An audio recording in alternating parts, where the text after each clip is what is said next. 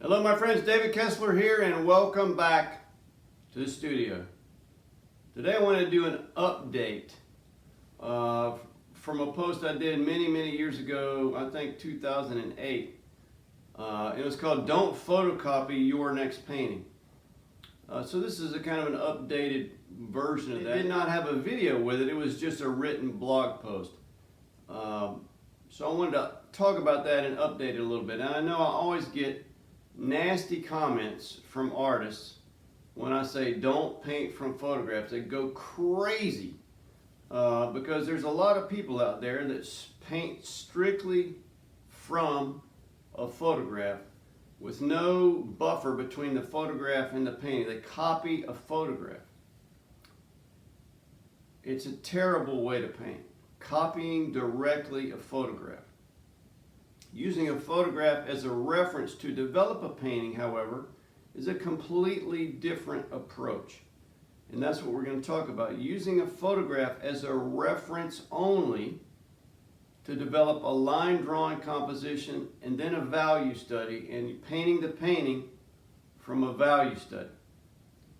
And I'm going to put up some examples up here of things that I've done, and in the written blog post that goes on my website that will accompany this video, I've included those images as well. This is an approach that I've used for a long time. I don't use it with my abstract paintings, but with anything else I paint or have painted in the past, I always developed a value study rather than painting what was in a photograph. Right? Big distinction. I'm not saying don't use photographs at all for reference. What I'm saying is don't paint exactly what is in the photograph. And you critics, please listen to that. I know you like to go off on your own little thing and hear what you think you heard. I am saying clearly, use a photograph as a reference only and do not paint exactly what is in the photograph. All right. Let's move forward. Recognize that when you take a photograph, that the camera is going to lie to you, right? The perspective probably is off. It widens the field of view, particularly if you're using a camera phone, right? A camera that's on your phone. It's going to distort the image. It's not going to show things in correct proportion. The perspective may be off. There's a lot of things in there that the camera's going to distort, so be aware of that. Think about when you're using a reference photo. Let me just give you my approach, and we're just going to cut right to it. Here's the approach that I would advocate for anybody. If you're a beginning painter, learn this process. If you're an experienced painter and you don't use this process, maybe you should think about trying this approach. Use the photograph. If there's something about the photograph that you like, something about the scene in there that you like, something that gives you a spark that says, hey, you know, there's something about this this photograph that I really just want to paint. There's something in there that touches you that you want to paint in there. Keep in mind that most photographs aren't good compositions for paintings. A photograph can be art by itself, but it's composed a little bit differently. Even though it uses the same principles of design, typically a good photograph would not be a good painting, and a good painting would not make a good photograph. They're two completely different media with different approaches.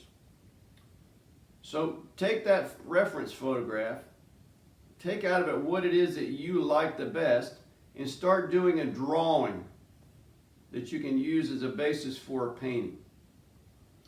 Right? Start with a line drawing. Maybe you have to add a lot of stuff to what's in the photograph, or maybe you have to remove a lot of things in the photograph to simplify the idea, to simplify your intent for the painting. What is your intent?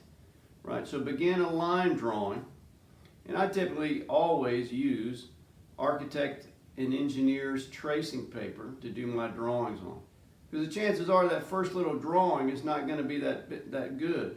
And when I'm talking about a drawing, for me, I use it like a postcard size, 4 by 6, 3 by 5. That way you don't spend all day doing a big drawing. You're doing something small, and you don't mind doing 3 or 4 or 10 versions of the small drawing. Okay, so I do that first and sort of see how that looks. Then I'll put another layer of tracing paper over that, and I choose 2 different light directions to make a value study. If you don't know what a value study is, it's simply applying the degrees of light and dark, which is what value is, to your line drawing. And when I say apply it to a line drawing, that means that every single shape that you put in that drawing has a value. Every shape. Not a little dark here and a little light here and the rest is white paper. That's not a value study. Every single piece has a value. Right? And basically that's based on the light direction. Right? Is the light going to hit the subject on the front? Is that going to be the best for the painting? Is it going to hit it on the side? Is it going to hit it on the other side? Is the light low in the sky? Is it high? Your shadows are going to be dependent on that, right? The shadow depth. So think about what that light direction is going to be. And then I'll do, one value study for each and see how the value study responds when you put the values on there. What does it look like? Most likely when you begin to add the values to your line drawing, it's going to change the line drawing a little bit, because you're going to find a place where you have 2 shapes together, that you can't get the value to differentiate the shapes. So you may have to move some things around a little bit. It's part of the process, right? Part of the process. Now, once you complete the value study, you say, hey, that looks like that would make a great painting. Keep in mind that you're about 80% finished with the painting. That's right, 80%. Because all you have to do now is enlarge the image, put it on your substrate, and add color to it. Now at this point, once the value study's done, I put the photograph away and never look at it again. Because you have created a new reality, right? You're not worrying about what's in the photograph. You've created your own little thing, your own scene, your own real little place that you're going to paint. You don't need to look at the photograph anymore. You only use that as a reference to create this new thing.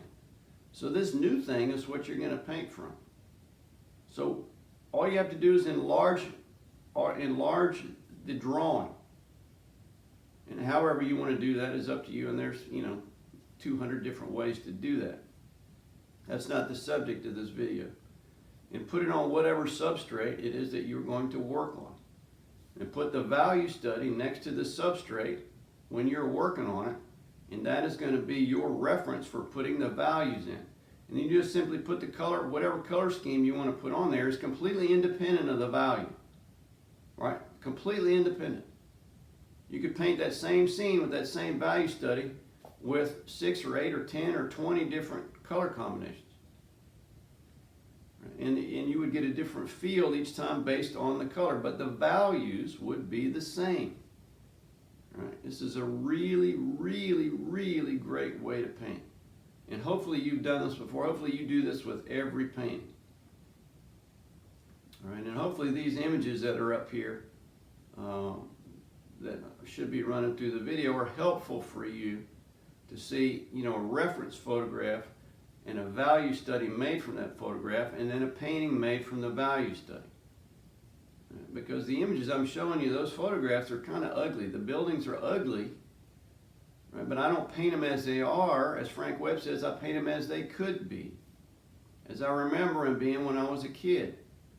Right? So you think about what could be, not what is, and paint your reality for that scene, not simply what's in a photograph. I hope this was helpful for you.